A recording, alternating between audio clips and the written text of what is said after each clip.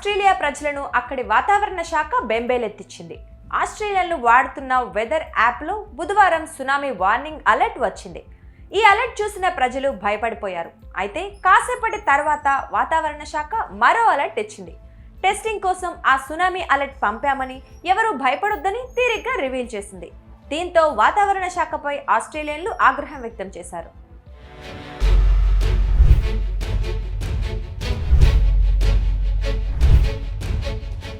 New Zealand పశ్చిమ తీరంలో 8.2 మ్యాగ్నిట్యూడ్తో భూకంపం వచ్చిందని, దీని కారణంగా సునామీ వచ్చే అవకాశం ఉందని BOM వెదర్ యాప్ యూజర్స్కి బుధవారం ఉదయం 11 గంటల నుంచి 12 గంటల మధ్య అలర్ట్ వచ్చింది. కానీ కాసేపటి తర్వాత సునామీ వార్నింగ్ క్యాన్సిల్ అయింది. ప్రజలు మమ్మల్ని క్షమించాలి అంటూ వాతావరణ శాఖ మరో అలర్ట్ ఇచ్చింది. అయితే అప్పటికే వెదర్ యాప్ వాడుతున్న వారంతా భయాందోళనకు గురయ్యారు.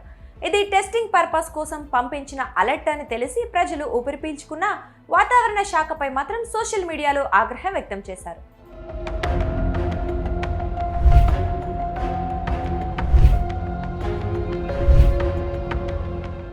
నిజంగా సునామీ వస్తే ప్రజలను వాతావరణ శాఖ ఎలా అలర్ట్ చేయాలి అనే విషయాన్ని టెస్ట్ చేయడానికి ఈ డమ్మీ అలర్ట్ను అధికారులు పంపించారు.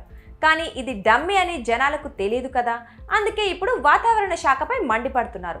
వార్నింగ్ అలర్ట్కు సంబంధించి స్క్రీన్ షాట్లు తీసి సోషల్ మీడియాలో పెడుతున్నారు.